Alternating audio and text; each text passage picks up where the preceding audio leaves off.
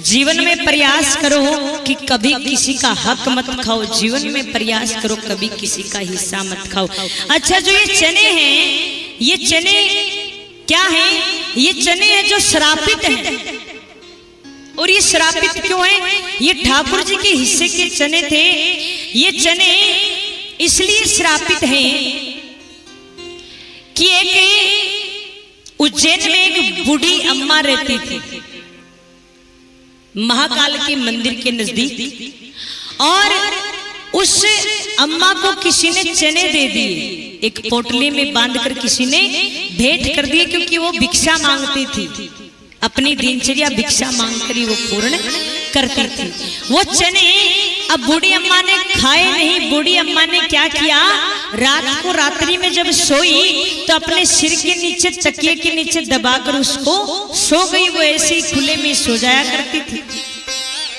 अब चोर आए और उन्होंने सोचा डोकरी के पास पता नहीं कितना धन है, और वो चने की जो पोटली है वो उठाकर ले गए।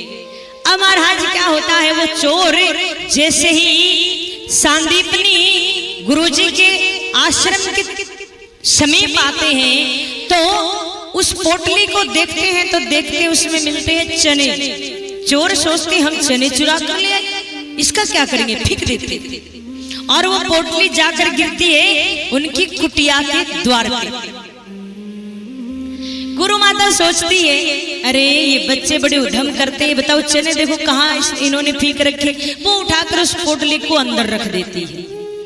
अब ये जो बूढ़ी अम्मा है, ये जैसे ही सुबह जगती है और देखती है अपने तकिए के नीचे, तो वो चने की जो पोटली है वो नहीं मिलती है।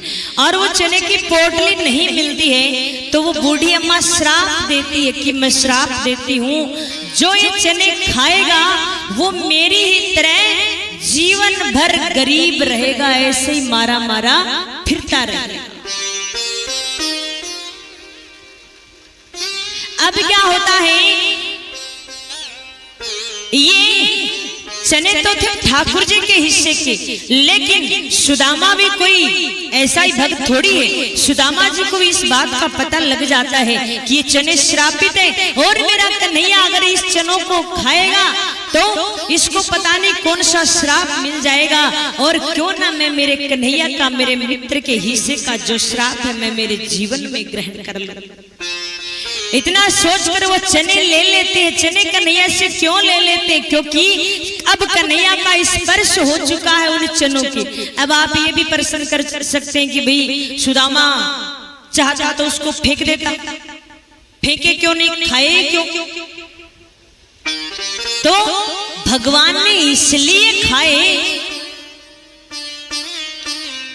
भगवान के जो चने हैं सुदामा जी ने इसलिए खाए कि मेरे कन्हैया के हाथों का स्पर्श हो गया है, और मेरे कन्हैया के हाथों का स्पर्श हो गया है तो मैं इनको प्रसाद समझकर ग्रहण कर लूंगा, और मुझे मंजूर है, अगर मैं जीवन भर गरीब रहूं तो मुझे मंजूर है।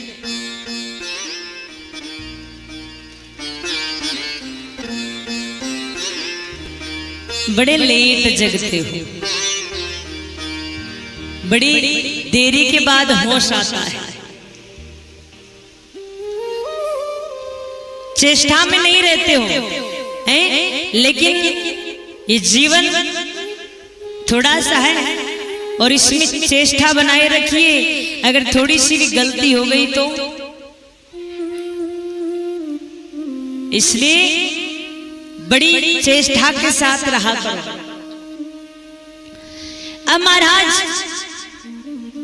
और वो चने सुदामा जी ने खाए तो उसका परिणाम क्या निकला, मेरे कन्हैया कम थोड़ी ना है, मेरे कन्हैया ने भी बड़ी सुंदरता के साथ ये मित्रता निभाई। चने खाने का रीजन ये था, लेकिन हाँ थोड़ा सा विस्तार से जानेंगे। चने सुदामा जी ने खा लिए और हुआ वही क्या, दरिद्रता गरीबी उनके जीवन में आ गई।